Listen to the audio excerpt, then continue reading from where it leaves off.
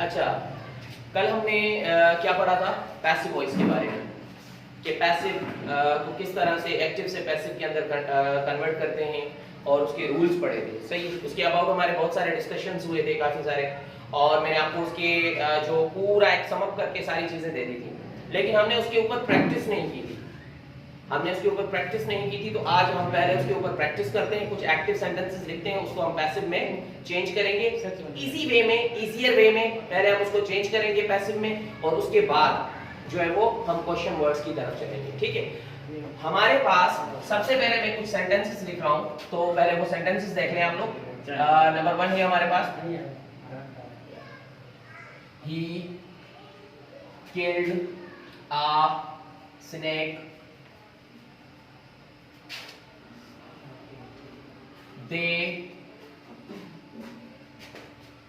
called us,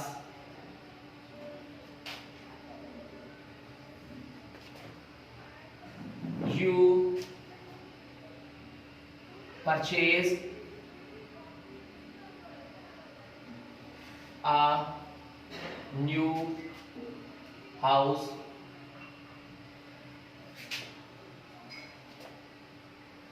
we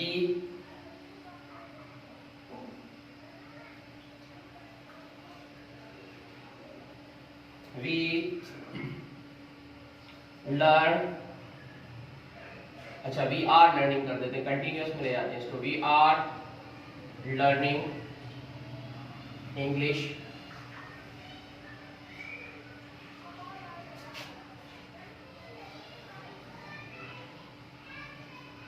she is writing something,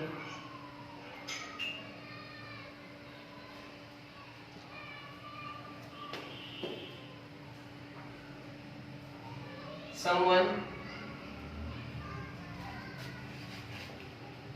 will call you,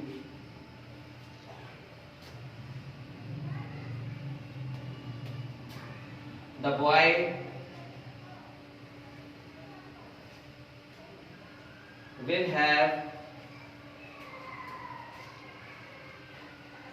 asked a question, ठीक है। अच्छा, इसी तरह से बहुत सारे सेंटेंसेस हैं, और अभी ये मैंने सारे के सारे पॉजिटिव में लिखे हैं, कुछ नेगेटिव के भी लिख देता हूं, कुछ इंट्रोगेटिव के भी लिख देता हूं। जैसे कि मिसाल के तौर पे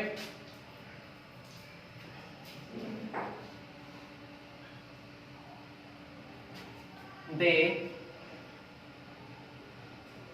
do not listen music,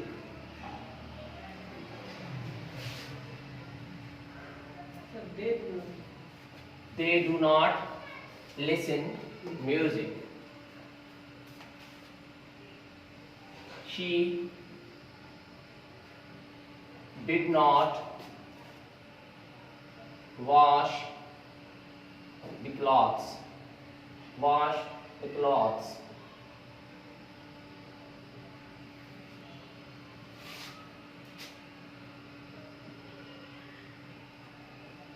will you create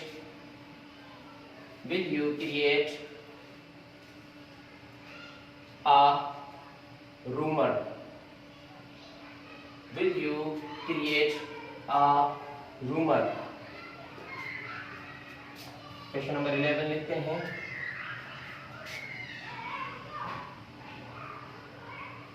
have he plucked a flower, has he plucked a flower,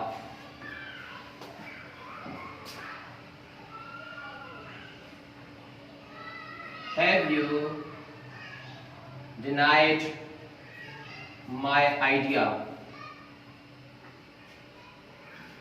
have you denied my idea,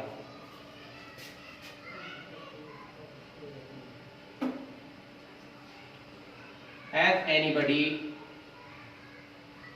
याद रखना ये somebody, anybody, everyone, someone, ये जितने भी हैं सारे के सारे सिंगुलर कहलाते हैं। ये सारे के सारे सिंगुलर्स होते हैं, ठीक है। someone, ठीक है, anyone, anybody, somebody, ये जितने भी हैं ये सारे के सारे आपके सिंगुलर कंसीडर किए जाते हैं, ये ध्यान में रखिएगा। has anybody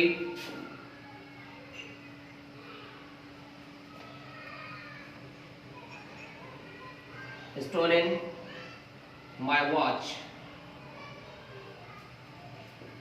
Have anybody stolen my watch? और नंबर 14 लिखते हैं,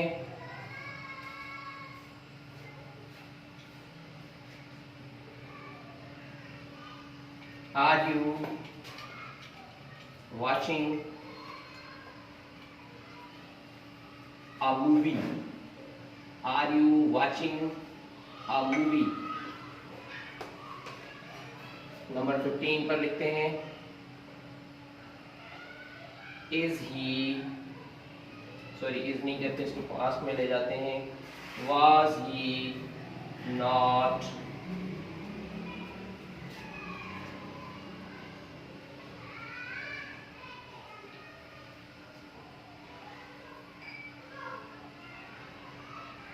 lifting a load?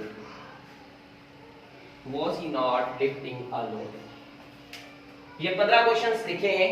In 15 questions को अब हम एक्टिव से पैसिव के अंदर, ये सारे सारे एक्टिव सेंटेंसेस हैं, एक्टिव से पैसिव के अंदर हम जो है वो कन्वर्ट करेंगे। अच्छा, अब इसमें देखें, जितने भी सेंटेंसेस थे मैंने आपको पहले कल मैंने आपको बताया था कि जितने भी सेंटेंसेस हैं अगर वो आपके थर्ड फॉर्म के अलावा कोई भी दूसरी फॉर्म यूज हो रही है तो समझ लें कि वो सारे के सारे सेंटेंसेस आपके एक्टिव हैं। तो पहले हम देखेंगे कि इनमें से हमारे कौन से एक्टिव है और कौन से पैसिव है। हम वॉइस की प्रैक्टिस कर रहे हैं कि कौन से एक्टिव है और कौन से पैसिव है, ठीक है। यहां पर देखें किल्ड है, क्योंकि थर्ड फॉर्म से पहले हैव और हैव का आना लाजमी होता है, तो इसलिए ये थर्ड फॉर्म नहीं है, ये सेकंड फॉर्म है, मतलब कि ये सेंटेंस हमारा एक्टिव है। तो यहां पर मैं सामने लिख देता हूं एबी फॉर एक्टिव, ठीक है, एक्टिव वॉइस। दे कॉल्ड अस, यहां पर भी आपकी ये थर्ड फॉर्म यूज नहीं हुई है, थर्ड फॉर्म यूज हुई होती तो इससे पहले या हैज आता या हैव आता या हैड आता, ठीक है, यानी हैव फॉर्म यूज हुई होती। तो इसमें भी ये हमारे पास सेकंड फॉर्म है, इट मींस कि ये भी हमारे पास सेंटेंस जो है वो एक्टिव है।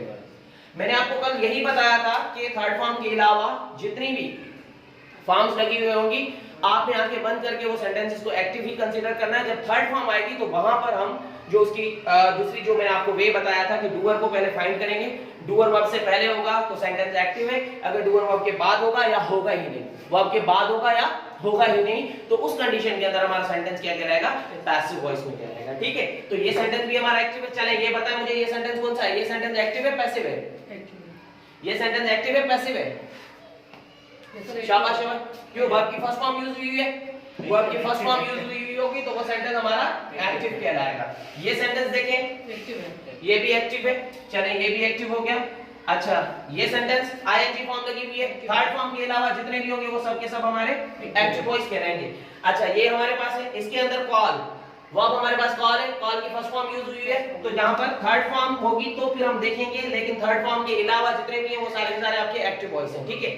चले जी, यहां पर देखें इसके अंदर, अच्छा यहां पर आ गई हमारे पास थर्ड फॉर्म, हमारे पास आ गई थर्ड फॉर्म। अब देखेंगे क्या, क्योंकि हैव लगा हुआ है, हैव के बाद आई है third form, third form I है, तो अब थर्ड फॉर्म जब होगी तो हम देखेंगे कि डूअर हमारा वर्ब से पहले है या डूअर हमारा वर्ब के बाद है। सेंटेंस क्या है, they will have asked a question, question पूछने का काम कौन कर रहा है, हु इज परफॉर्मिंग द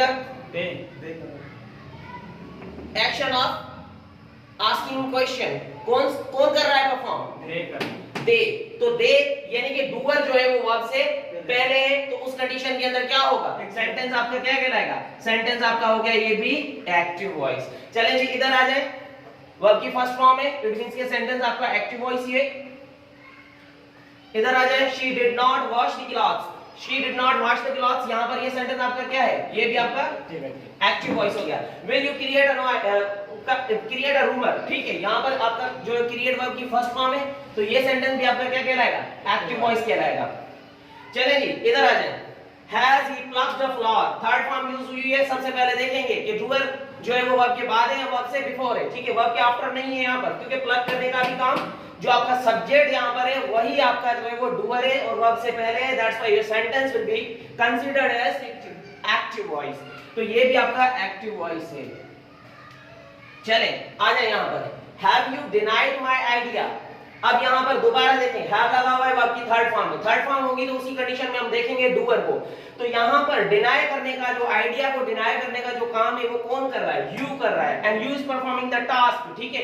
तो यू इज पुट हियर, कहां पर है यू? आगे, पहले, ठीक है। तो यहाँ पर यू को पहले रखा गया है, तो इस वजह से यू भी आपका जो है वो डूअर है, डूअर वर्ब से पहले आ गया, इट मींस के सेंटेंस आपका क्या हो गया? Active voice. चलिए नेक्स्ट पे आ जाए, Have anybody stolen my watch? यहाँ पर देखें, वॉच को स्टोल किया है, स्टील किया है, सॉरी चोरी किया है किसी ने, ठीक है, थर्ड फॉर्म यूज हुई है, ठीक है। लेकिन डूअर चेक करेंगे, डूअर पहले है, डूअर पहले है, तो इसका मतलब है ये सेंटेंस भी आपका क्या कहलाएगा? एक्टिव वॉइस कहलाएगा। चले, are you watching a movie? Active voice है, क्योंकि डूअर पे यहाँ पर तो वैसे ही सीधी बात है, ठीक है ना।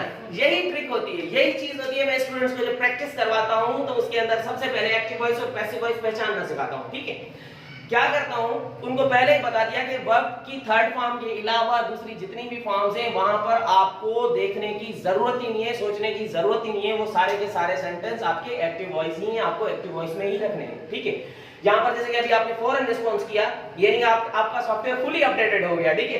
तो यहाँ पर क्या हुआ, वाचिंग आईएनजी फॉर्म देखते हुए आपने बोला सेंटेंस एक्टिव है। थर्ड फॉर्म में हम देखेंगे डूअर को, कि डूअर बाद में है, या डूअर है ही नहीं तो पैसिव है, डूअर पहले है तो आपका सेंटेंस एक्टिव कंसीडर किया जाएगा। ये क्या है सेंटेंस हमारा? एक्टिव वॉइस है। चलेंगे, ये हमारा हो गया एक्टिव वॉइस। ये भी हमारा क्या है? एक्टिव वॉइस है, बिकॉज़ आईएनजी फॉर्म है इसके अंदर, तो इसलिए ये भी हमारा सेंटेंस हो जाएगा एक्टिव वॉइस। समझ में आ गया? ये सारी चीजें कर दी। अब हम करते हैं कि इनका कन्वर्जन, कि एक्टिव टू पैसिव हम इनको किस तरह से कन्वर्ट करेंगे। तो क्या था हमारे पास? तीन चीजें मैंने आपको बताई थी। नंबर 1, सब्जेक्ट को ऑब्जेक्ट की जगह ले जाओ, ऑब्जेक्ट को सब्जेक्ट की जगह ले आओ, नंबर 1 पॉइंट। नंबर 2 था थर्ड फॉर्म पुट कर दो, और नंबर 3 था आपका जो हेल्पिंग वर्ब्स है जिसके अंदर तंग होने थे, जो कि मैंने कल आपको दिखा दिए थे कि वर्ब की अगर ये फॉर्म होगी तो उसके साथ पैसिव वॉइस के अंदर ये वाले हेल्पिंग वर्ब्स आएंगे, और अगर वर्ब की ये फॉर्म होगी तो उसके साथ भी आएंगे। वो सारा का सारा मैंने कल आपको ओवरव्यू करवाया था, ठीक है। चलें जी, इसके अंदर देखते हैं। सबसे पहले क्या करना है, ऑब्जेक्ट को सब्जेक्ट की जगह, सब्जेक्ट को ऑब्जेक्ट की जगह ले आएंगे। ये आ गया आसनेक, आसनेक आ गया। पहला काम ये करते हैं। अब ही को जब उधर रखोगे, सब्जेक्ट को ऑब्जेक्ट की जगह पर रखोगे, तो मैंने आपको पर्सनल प्रोनाउन के अंदर ऑब्जेक्टिव केसेस पढ़ाए थे। तो ही का ऑब्जेक्टिव केस क्या बन जाएगा? हिम। तो जब ही को हम ऑब्जेक्ट की जगह पर ले जाएंगे तो वहां पर ही हिम तो बन जाएगा, लेकिन हिम से पहले हमने उसमें बाय प्रीपोजिशन लाजमी पुट करना है। याद रखना, वर्ड होता है प्रीपोजिशन, ना कि प्रीपोजिशन। क्या होता है ना? प्रीपोजिशन, ठीक है। प्रीपोजिशन हमने पुट करना होता है, ठीक है। बाय हिम हो गया। अब क्या था, बाय से पहले क्या आना था उसके अंदर? वर्ब की थर्ड फॉर्म। तो किल की थर्ड फॉर्म क्या थी? किल्ड की थर्ड फॉर्म भी किल्ड ही है, किल की थर्ड फॉर्म भी किल्ड ही है, तो किल्ड आ गया। अब आसनेक आ गया यहाँ पर। अब हमने क्या किया था कि जब वर्ब की सेकंड फॉर्म यूज हुई थी तो वहां पर हमने लिखे थे कि हेल्पिंग वर्ब या आएंगे वॉज या आएगा वर, या आएगा हेल्पिंग वर्ब वॉज या आएगा हेल्पिंग वर्ब वर। तो यहाँ पर वर्ब की सेकंड फॉर्म लिखी हुई है, ठीक है। तो आसनेक सिंगुलर है, तो singular subjects always require singular verbs और plural subjects always require plural verbs known as subject verb agreement। तो यहाँ पर singular subject के साथ हम singular verb पुट करेंगे, और singular verb कौन सा है हमारे पास? यहाँ पर helping verb कौन सा होगा हमारे पास? was। A snake was killed by him। Did I make it clear? चलें जी, यहाँ पर आ जाए इस सेंटेंस पर। जैसे कि मैंने आपको पहला रूल क्या था, सब्जेक्ट को ऑब्जेक्ट की जगह और ऑब्जेक्ट को सब्जेक्ट की जगह। चले, ये अस जब इधर आएगा तो ऑब्जेक्ट से जब ये यहां पर आएगा तो इसका सब्जेक्टिव केस में चले जाएंगे, सब्जेक्ट बन जाएगा। तो अस को किस में लिख लेंगे हम? वी में। अच्छा चले, ये दे जब उधर जाएगा तो देगा ऑब्जेक्टिव केस बन जाएगा देन, लेकिन इससे पहले बाय आएगा। क्लियर? ठीक है। अब वर्ब की सेकंड फॉर्म है, तो सेकंड फॉर्म को पहले आप थर्ड फॉर्म लगा दें, जो कि मैंडेटरी है, थर्ड फॉर्म आएगी ही आएगी, ठीक है। अब इसके साथ क्या हेल्पिंग वर्ब आना था? वाज। वर आएगा, वेरी गुड, क्योंकि वी है प्लूरल है, तो प्लूरल हमेशा प्लूरल को जो है वो रिक्वायर करता है, तो हेल्पिंग वर्ब आएगा we were called by them. अब देखें ना इन सेंटेंसेस के अंदर देखें कि सब्जेक्ट तो चलो स्नेक है, लेकिन मारने का काम हो रहा है और मार कोई और रहा है, डूअर वर्ब के बाद आ गया तो सेंटेंस बन गया passive voice. Did I make it clear? चले आ जाए यहां पर, you purchase a new house. मैंने आपको बताया पहला रूल क्या था, क्या था पहला रूल? ऑब्जेक्ट सब्जेक्ट की जगह, सब्जेक्ट ऑब्जेक्ट की जगह। चले आ न्यू हाउस आ गया, आ न्यू हाउस। उसके बाद अब यू को भेजेंगे उधर, तो यू का ऑब्जेक्टिव केस भी as you know that you ही है, तो यहां पर यू वहां पर चला जाएगा, ये यू का ऑब्जेक्टिव केस भी आ गया यू, लेकिन उससे पहले क्या आएगा? बाय आएगा, ये आ गया बाय, ठीक है। और बाय से पहले क्या आता है? वर्ब की थर्ड फॉर्म। परचेज की थर्ड फॉर्म क्या होगी? परचेज। नंबर 1 चीज आपको ये लाजमी ज़हन में रखनी है कि जब भी while converting an active sentence to passive, ठीक है, पैसिव को एक्टिव में चेंज करते वक्त क्या मीनिंग बदलना नहीं चाहिए, टेंस बदलना नहीं चाहिए, ये सारी चीजें नहीं होनी चाहिए। अब आ गया हमारे पास यहां पर, मैंने कहा था जब फर्स्ट फॉर्म होगी तो हेल्पिंग वर्ब्स यूज होंगे इज, आर, एम, ठीक है। तो यहां पर आ न्यू हाउस हमारा सब्जेक्ट है और सब्जेक्ट सिंगुलर है, दैट्स व्हाई हमारे पास हेल्पिंग वर्ब आएगा इज। वर्ब ही तो है जो डिसाइड करता है सब्जेक्ट को, वर्ब ही तो है जो डिसाइड करता है सब्जेक्ट को, कि प्लूरल है तो मैंने प्लूरल होकर लगना है, सिंगुलर है तो अब सिंगुलर लगना है, ठीक है। चले जी आ जाए यहां पर, we are learning English, English सीख रहे हैं, वही बात पहला सबसे पहले क्या होगा? इंग्लिश आ जाएगा ऑब्जेक्ट से सब्जेक्ट की जगह पर, उसके बाद वही की जगह ये चला जाएगा उधर, तो इसका ऑब्जेक्टिव केस बन जाएगा ये अस, और अस से पहले आ जाएगा बाय, ठीक है। अब मैंने आपको बताया था जब आईएनजी फॉर्म आएगा तो सबसे पहले तो उसका हम थर्ड फॉर्म करेंगे, ये हो जाएगा लर्न। लेकिन मैंने कहा था जब आईएनजी फॉर्म आएगा तो हमारे पास जो हेल्पिंग वर्ब्स हैं अकॉर्डिंग टू दिस सब्जेक्ट, इस सब्जेक्ट के हिसाब से आप हेल्पिंग वर्ब लोगे। सब्जेक्ट सिंगुलर था, हेल्पिंग वर्ब सिंगुलर दे दिया, subject present, helping verb present का था ना, एक्टिव में भी प्रेजेंट का था, तो यहां पर भी प्रेजेंट का ही आना है, क्योंकि दो ही लॉ है, एक तो टेंस नहीं बदलना चाहिए, दूसरा मीनिंग नहीं बदलनी चाहिए। तो हेल्पिंग वर्ब यहां पर ये प्रेजेंट का था, यहां पर भी प्रेजेंट का हेल्पिंग वर्ब आ गया, ठीक है। अब टेंस बदल जाएगा अगर हम यहां पर इज रखेंगे, क्योंकि ये हमारा कंटिन्यू है, तो कंटिन्यूटी को शो करने के लिए हम क्या करेंगे, यहां पर बी फॉर्म हम लाजमी लगाएंगे। क्या करेंगे? बी फॉर्म लगाकर उसके बाद आईएनजी। क्यों लगी बी फॉर्म? क्यों लगी बी फॉर्म? क्योंकि जो हमारे पास बी वर्ब्स है ना, बी वर्ब्स जितने भी हैं, इज, आर, एम, वाज, वर, मैंने आपको पढ़ाया था, वो सारे के सारे उनके बाद जो वर्ब की फॉर्म रिक्वायर करते हैं वो हमेशा आईएनजी फॉर्म रिक्वायर करते हैं। अगर मैं ये यहाँ पर बीइंग ना लगाता तो ये लर्न्ड थर्ड फॉर्म हो जाती, थर्ड फॉर्म को वो कभी रिक्वायर नहीं करते, सेंटेंस ही गलत हो जाता। इसलिए मैंने बीइंग लगाया, नंबर 1 कि ये आईएनजी फॉर्म को रिक्वायर करते हैं ये, और दूसरा सेंटेंस बदलना नहीं चाहिए, सेंटेंस कंटिन्यू था तो कंटिन्यू रहना चाहिए इस वजह से। Did I make it clear? ये भी हो गया। चले आ जाए इधर, समथिंग को पहले ले आओ, इसको बाद में ले आओ। चले आ जाए, ये आ गया आपका समथिंग। चले अब इसको उधर ले जाएं, क्या होगा? ये तो हो जाएगा आपका हर, और उसके बाद क्या यहां पर आ जाएगा हमारे पास बाय। हर और बाय हो गया। अब क्या करना है? राइट की राइटिंग इसको थर्ड फॉर्म में कर लें, ये हो जाएगा हमारे पास रिटन, ठीक है। समथिंग, अच्छा समथिंग एक है तो यहां पर सिंगुलर हेल्पिंग वर्ब भी आएगा, समथिंग इज बीइंग, अच्छा यहां पर बीइंग आएगा, वेरी गुड, क्योंकि आईएनजी फॉर्म रिक्वायर करता है तो आईएनजी फॉर्म देनी पड़ेगी, टेंस बदलना नहीं चाहिए, टेंस बदलना नहीं चाहिए। बात समझ में आ गई? चले, someone will call you, someone will call you, ठीक है। इसको क्या होगा? यू पहले आ जाएगा, अच्छा उसके बाद क्या होगा? अच्छा इसमें एक चीज बताता हूं, someone को उधर ले जाओ, ये आ गया बाय someone, ये मैंने इसीलिए लिखा था। कॉल की थर्ड फॉर्म क्या होगी? कॉल्ड, और मैंने कहा था जितने भी आपके मॉडल्स हैं, ठीक है, उनके साथ बी आ जाता है पैसिव में। तो ये आ गया यू, उसके बाद आ गया ये विल, और उसके बाद आ गया बी। याद रखना मॉडल भी इस सब्जेक्ट के हिसाब से, अब जो सब्जेक्ट बन चुका है उसके हिसाब से आपका जो है वो ये मॉडल सिलेक्ट होता, चूज होता है, ठीक है। यू के साथ विल ही लगता है तो विल आ गया। You will be card, you will be card. अच्छा, ये बाय समवन लिखो या ना लिखो डजंट मैटर, ठीक है।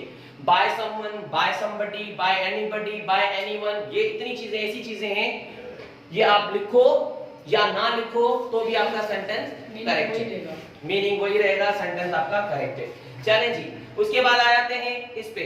अब यहां पर क्या है, अ क्वेश्चन पहले आ जाएगा और उसको बाद में भेजेंगे, ठीक है। ये हो गया हमारे पास, अ क्वेश्चन को पहले ले आए, उसके बाद दे किसमें चेंज हो जाएगा, देम में। ये आ गया हमारे पास देम, और उससे पहले आ जाएगा बाय। अ क्वेश्चन और बाय देम हो गया, पहला स्टेप हमारा कंप्लीट। सेकंड स्टेप क्या था, सेकंड स्टेप था वर्ब की थर्ड फॉर्म। तो आस्क्ड ऑलरेडी हमारे पास थर्ड फॉर्म मौजूद है, उसको जैसा है वैसा का वैसा ही रख देते हैं। ये आ गया हमारे पास आस्क्ड। अब एज यू नो दैट कि विल हैव, मैंने आपको बताया था यहां पर विल हैव है, तो वहां पर क्या करेंगे हम उसको, पैसिव के अंदर क्या होगा।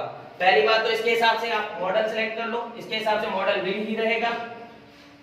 उसके बाद हैव जो है वहां पर हैव बीन में चेंज हो जाता है, ठीक है। तो यहां पर ये हो गया आपका हैव, और उसके बाद आ गया आपका बीन, ठीक है। ये भी बहुत बड़ा क्वेश्चन होता है कि यहाँ पर बीन क्यों लगाया जाता है, यहाँ पर बीन क्यों लगाया जाता है, ये भी बहुत बड़ा क्वेश्चन है। अगर आपको वर्ब कंप्लीटली पढ़ाया नहीं था, कंप्लीट अगर वर्ब पढ़ाते तो वर्ब में, जब वर्ब को हम दो फॉर्म्स के अंदर डिवाइड करते हैं, एक फाइनाइट वर्ब्स होती हैं और एक नॉन फाइनाइट वर्ब्स होती हैं। नॉन फाइनाइट वर्ब्स के अंदर जो हमारे पास वो तीन तरह की होती हैं। नंबर एक है इंफिनिटिव, नंबर दो है जेरंड, और नंबर थ्री है पार्टिसिपल। पार्टिसिपल के अंदर जो पास्ट अपना पार्टिसिपल आता है वो होती है वर्ब की थर्ड फॉर्म। पैसिव के अंदर वो पास्ट पार्टिसिपल होता है, पास्ट पार्टिसिपल को जो है वो रखा जाता है यहाँ पर। तो ये जैसा है वैसा का वैसा रहता है।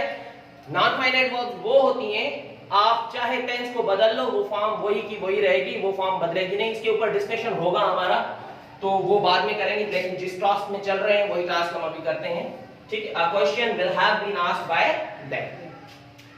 चले यहां पर आ जाए इस साइड पर, they do not listen music. बात वही पहले बात कि म्यूजिक को, ये आ गया आपका म्यूजिक। उसके बाद क्या होगा, ये उधर चला जाएगा, ये हो जाएगा बाय देम। अच्छा, उसके बाद अब क्या होगा, लिसन की थर्ड फॉर्म आ जाएगी। यही था ना second step. Now you have to choose helping verb according to the passive voice. अब पैसिव वॉइस के हिसाब से आपने हेल्पिंग वर्ब चूज करना है। तो मैंने आपको बताया था डू फॉर्म्स जितनी भी होंगी पैसिव में जब हम चेंज करेंगे तो वो इज आर एम में कन्वर्ट होंगे, ठीक है। तो यहां पर ये हो जाएगा इज, और नॉट आपका नॉट ही रहेगा। म्यूजिक इज नॉट लिसन्ड, इसकी थर्ड फॉर्म होगी ना, music is not listened bye them, ठीक है। चले, she did not wash the clothes. The clothes को पहले ले आओ, द क्लॉथ्स। शी वहां पर चला जाएगा, इसका ऑब्जेक्टिव केस हो जाएगा और ये बन जाएगा बाय हर, ठीक है।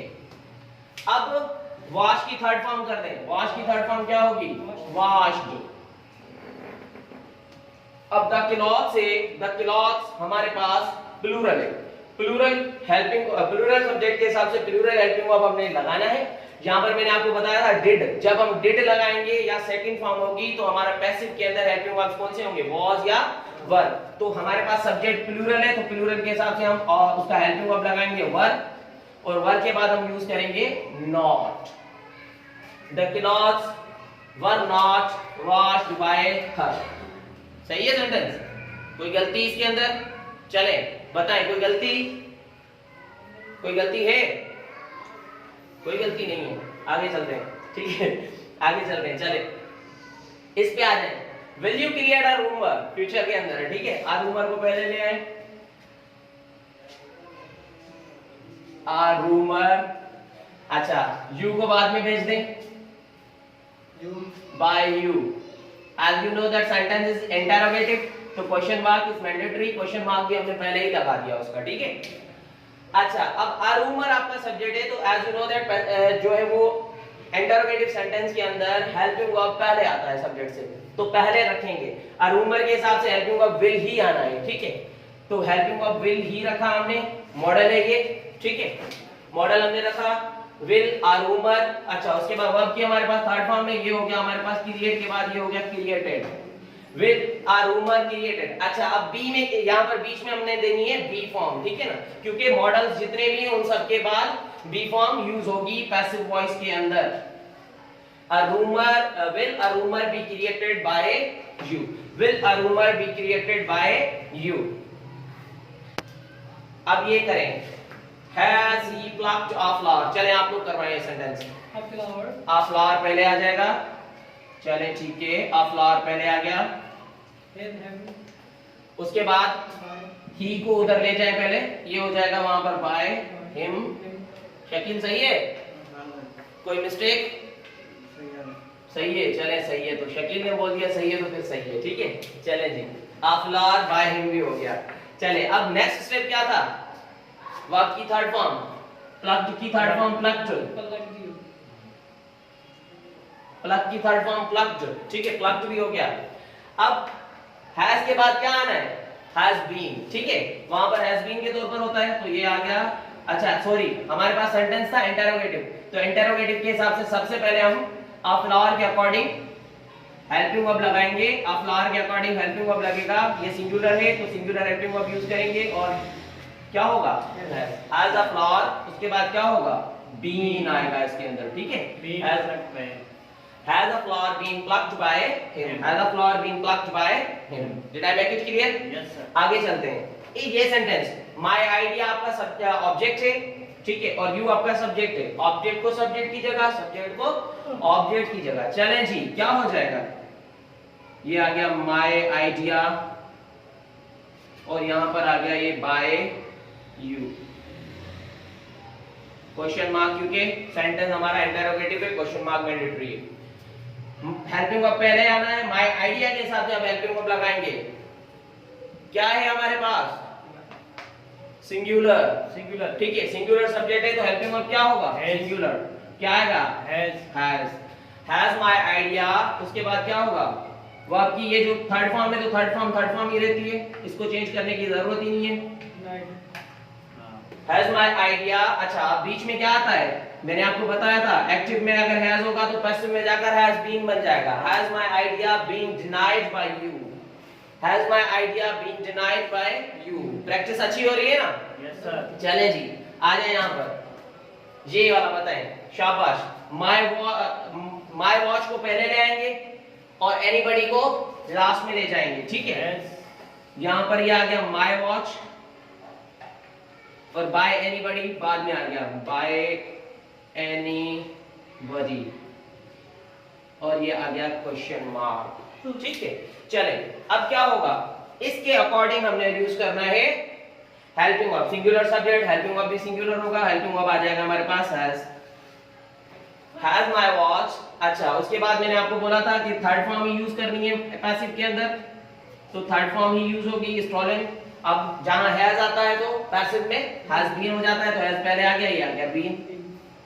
Has my watch been stolen by anybody. देखो कितना इजी हो गया, सिर्फ यही तीन चीजें यूज करनी है आपने और कुछ नहीं, बिल्कुल आसान बना दोगे, ठीक है उस चीज को। Are you watching a movie? क्या होगा? आप मूवी पहले ले आओ, मूवी ले आओ तो देखें, आ मूवी पहले आ गया, ठीक है। उसके बाद क्या होगा? यू को बाद में भेजेंगे तो बाय यू बन जाएगा, और as you know that the sentence is interrogative, so question mark is mandatory, तो क्वेश्चन मार्क भी हमने दे दिया। अच्छा, उसके बाद हमने वॉचिंग की थर्ड फॉर्म बनानी है। वॉच की थर्ड फॉर्म क्या होती है? वॉच्ड। ये आ गई हमारे पास third form, watched. As you know that sentence हमारा कंटीन्यूअस है और प्रेजेंट में है, तो हेल्पिंग वर्ब तो प्रेजेंट का ही रहेगा, डिसाइड करेगा हमारे सब्जेक्ट के अकॉर्डिंग, ठीक है। सब्जेक्ट क्या है हमारे पास? सिंगुलर है, तो हेल्पिंग वर्ब आ जाएगा singular. is a movie then। अब हम क्या करेंगे? सेंटेंस टेंस बदलना नहीं चाहिए, तो बी फॉर्म की आईएनजी वाली फॉर्म यूज करेंगे। बीइंग, क्योंकि जितने भी बी वर्ब्स हैं वो सब के सब उनके बाद आईएनजी फॉर्म को रिक्वायर करते हैं, ठीक है ना। ये आपकी जो थर्ड फॉर्म है ना यहाँ पर, ये नॉन फाइनाइट वर्ब है, याद रखना ये फाइनाइट वर्ब अब नहीं है। जितने भी पैसेज हैं उनके अंदर जो थर्ड फॉर्म है वो नॉन फाइनाइट वर्ब है। नॉन फाइनाइट वर्ब वो होती है आप टेंस को बदल दो, वो फॉर्म वर्ब की बदलेगी नहीं, जिस कंडीशन में है वो उसी कंडीशन में रहेगी। किस तरह से, जैसे कि मिसाल के तौर पर एक मैं सेंटेंस लिखता हूं, ठीक है, he wants to write, अब he wants to write है ना, अब to write ही रहेगा, चाहे आप इसको किसी भी टेंस में ले जाएं। he wants to write, he wanted to write, he will want to write। हम पास्ट में भी ले गए तो भी टू राइट ही था, हम फ्यूचर में ले गए आए तो भी टू राइट है। तो जितनी भी आपकी नॉन फाइनाइट वर्ब्स हैं वो आपकी चेंज नहीं होंगी, चाहे टेंस जितना भी चेंज कर लो। तो इसी तरह से पैसिव में भी आप किसी भी टेंस से किसी भी टेंस में ले जाओ, लेकिन ये थर्ड फॉर्म ही रहेगी। कोई भी हेल्पिंग वर्ब्स आ जाए, ये फॉर्म अपनी जगह से हिलने वाली नहीं है, ठीक है। तो ये नॉन फाइनाइट वर्ब है, ठीक है। और ये नॉन फाइनाइट के अंदर कौन सी है आपके पास, ये आपके पास नॉन फाइनाइट के अंदर पार्टिसिपल में पास्ट पार्टिसिपल है, ठीक है। और पास्ट पार्टिसिपल जो है ना वो एक सेंटेंस के अंदर या तो फिर एक एज एन एडजेक्टिव या एज एन एडवर्ब जो है वो एक्ट करता है। बाकी चीजें बहुत चीजें हैं, बड़ी इंग्लिश बहुत जो है ना वो वसी है, इसको बाद में डिस्कस करेंगे कभी टाइम मिला तो।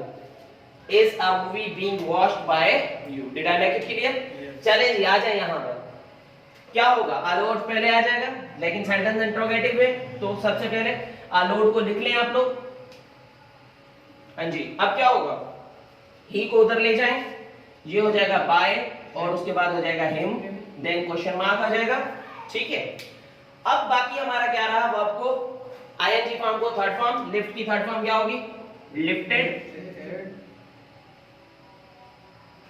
चले अब अनलोड के हिसाब से सिंगुलर है सब्जेक्ट, तो सिंगुलर हेल्पिंग वर्ब लगेगा was. As you know that कि बी वर्ब्स हैं, बी वर्ब्स रिक्वायर करते हैं आफ्टर दैट आईएनजी फॉर्म, तो यहां पर बी फॉर्म्स की ही आईएनजी फॉर्म हम यूज कर लेंगे and that will be being, was a load being lifted by him. ये आईएनजी फॉर्म लगने से हमें ये पता चला कि एक तो टेंस नहीं बदला, कि टेंस कंटिन्यू था तो वहां से यहां भी ये कंटिन्यू है। तो पैसिव की यही जो दो चीजें हमें मेन रखनी होती हैं वो ये होती हैं कि एक टेंस नहीं बदलना चाहिए और दूसरा मीनिंग नहीं बदलना चाहिए, ये बात याद रखना। अब ये जो सेंटेंस है ना, Has my watch been stolen by anybody? By anybody लिखो या ना लिखो, Has my watch been stolen question mark दे दिया, सेंटेंस फिर भी करेक्ट कहलाएगा। बात समझ में आ गई, क्लियर है? इसके अंदर अगर कोई क्वेश्चन है तो मुझसे पूछें, अदरवाइज फिर हम क्वेश्चन वर्ड्स को डिस्कस करेंगे। क्वेश्चन वर्ड से बनने वाले जितने भी सेंटेंसेस हैं हम उनको डिस्कस करेंगे। मतलब लिफ्टिंग की आईएनजी है, इस वजह से बीइंग लगाएंगे। वेरी गुड, क्योंकि ये आईएनजी फॉर्म है, कंटीन्यूअस है, टेंस बदलना नहीं चाहिए, इसलिए हम बीइंग यहां पर लगाएंगे ताकि सेंटेंस हमें पता लगे कि सेंटेंस कंटिन्यू, टेंस जो है वो कंटीन्यूअस ही है, टेंस बदलना नहीं चाहिए पैसिव में। ये दो रूल्स याद रखना। नंबर एक, पैसिव को पहचानने के लिए क्या करोगे, थर्ड फॉर्म के अलावा जितनी भी फॉर्म्स हैं तो वो सारे के सारे सेंटेंसेस आपके एक्टिव वॉइस हैं। थर्ड फॉर्म आ गई तो फिर आपको देखना है कि डूअर वर्ब के बाद है तो आपका सेंटेंस पैसिव है, अगर डूअर नहीं भी है तो भी आपका सेंटेंस पैसिव है। अगर डूअर वर्ब से पहले है तो सेंटेंस आपका क्या कहलाएगा, एक्टिव वॉइस कहलाएगा। Did I make it clear? तो ये सारी चीजें हैं। तो अब हमारे पास में मैंने पहले क्वेश्चंस पूछे थे आप लोगों से कि पैसिव क्यों बनाया जाता है। नंबर एक चीज कि पैसिव क्यों बनाया जाता है, ये चीज। क्वेश्चन वर्ड्स को हमने डिस्कस करना है, एक सेंटेंस के अंदर क्वेश्चन वर्ड कितनी तरह का हो सकता है, ठीक है, एक ये हम डिस्कस करेंगे। और जो चार टेंसेस ऐसे होते हैं जिन्हें कहा जाता है can never be changed into passive, तो उन टेंसेस को भी किस तरह से पैसिव वॉइस के अंदर चेंज करना है वो भी मैं आप लोगों को बताऊंगा। तो उससे पहले आप लोग ये जो है वो नोट कर लें और उसके बाद हम नेक्स्ट लेक्चर में इसको पढ़ते हैं।